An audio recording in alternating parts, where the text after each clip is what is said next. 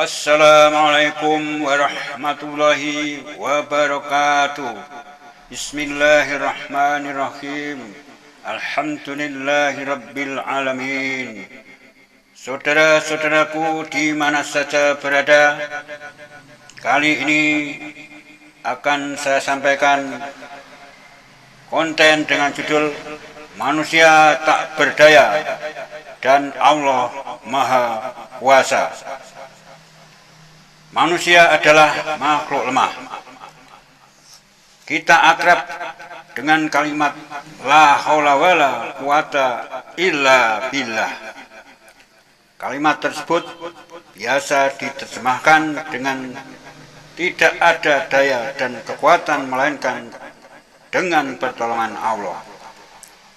Maksudnya tidak ada daya untuk menghindarkan diri dari kedurhakaan kepada Allah, dan tidak ada kekuatan untuk beribadah jika tidak mendapatkan pertolongan dari Allah. Jadi hanya dengan pertolongan Allah saja kita bisa menghindarkan diri bentuk kemaksiatan, dan hanya dengan pertolongan Allah saja kita bisa beribadah kepadanya. Dan dalam sehari semalam minimal kita mengucapkan iyyaka na'budu wa iyyaka nasta'in. Hanya Engkaulah yang kami sembah, dan hanya kepada Engkaulah kami meminta pertolongan.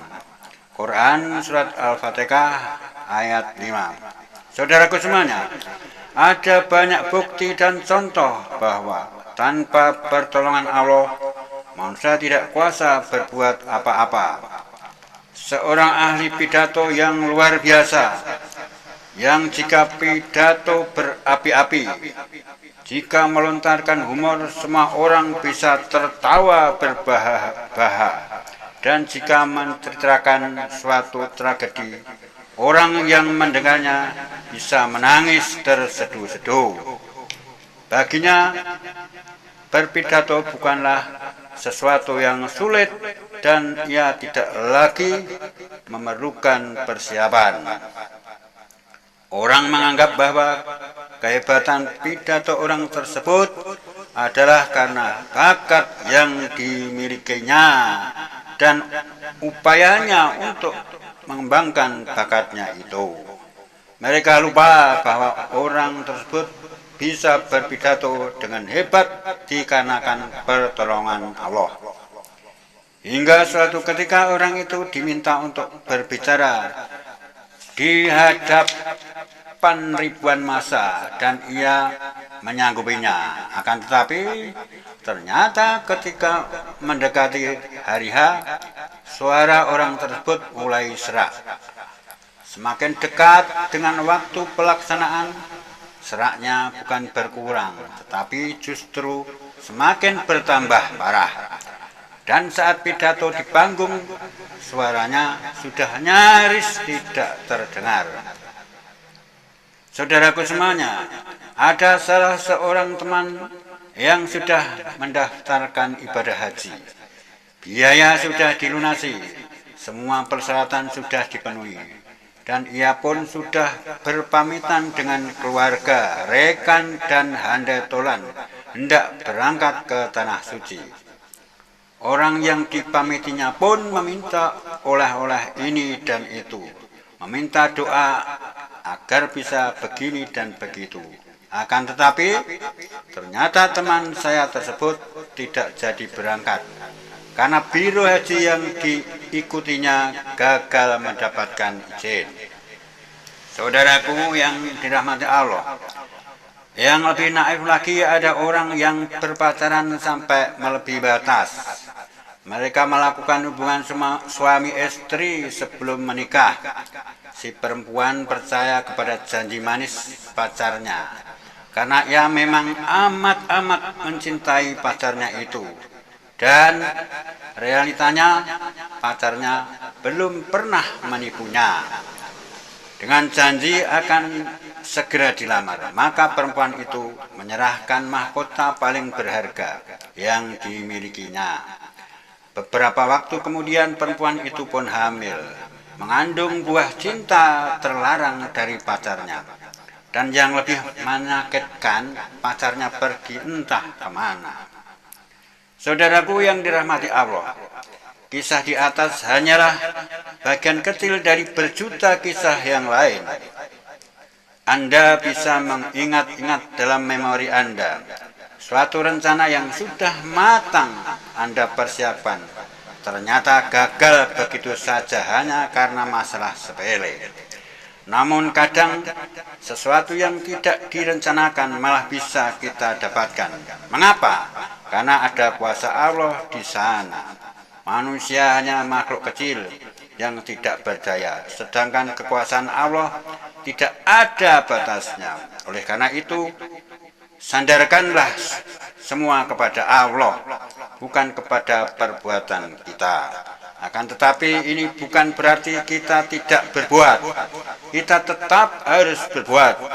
Kita harus berbuat sebaik-baiknya, sebab Allah memerintahkan kita untuk berbuat dan Dia sendiri yang akan menilai perbuatan kita. Dalam Al-Quran, Allah berfirman, katakanlah, hai kaumku, berbuatlah sepenuh kemampuanmu. Sesungguhnya aku pun berbuat pula. Kelak kamu akan mengetahui siapakah di antara kita yang akan memperoleh hasil yang baik di dunia ini. Sesungguhnya orang-orang yang zalim itu tidak akan mendapatkan keberuntungan. Quran Surat Al-An'am ayat 135. Saudaraku di mana saja yang dirahmati Allah, masing-masing orang dituntut untuk berbuat, bukan berpangku tangan. Bahkan para nabi pun juga berbuat. Tidak ada nabi yang hanya berpangku tangan lalu mendapatkan segalanya. Semua dilalui dengan perjuangan yang berat, dan kelak siapapun akan memperoleh hasil dari perbuatannya. Dalam ayat lain Allah berfirman yang artinya, dan katakanlah, bekerjalah kamu, maka Allah dan Rasul-Nya serta orang-orang mukmin akan melihat pekerjaanmu itu. Dan kamu akan dikembalikan kepada Allah yang mengetahui akan yang gaib dan yang nyata. Lalu diberitakannya kepada kamu apa yang telah kamu kerjakan. Quran Surat Taubah ayat 105. Saudaraku yang dirahmati Allah, Allah yang akan menilai perbuatan kita. Dia yang akan memberikan kita hasil, dan bagaimana perbuatan kita akan dinilai bagus oleh Allah jika kita sendiri tidak berbuat. Bukankah iman bukan hanya sekedar percaya, akan tetapi harus diyakini dalam hati, diucapkan dengan lisan, dan dilakukan dalam amal perbuatan. Di dalam hadis Rasulullah SAW bersabda, yang artinya, sesungguhnya Allah tidak melihat wajah kalian, tidak pula melihat kepada harta kalian, tetapi Dia melihat kepada amal perbuatan dan hati kalian. Hadis riwayat Ibnu Majah. Sekian dulu saudaraku, di mana saja berada, mudah-mudahan ada guna dan manfaatnya untuk kita semuanya. Amin amin. Assalamualaikum warahmatullahi wabarakatuh.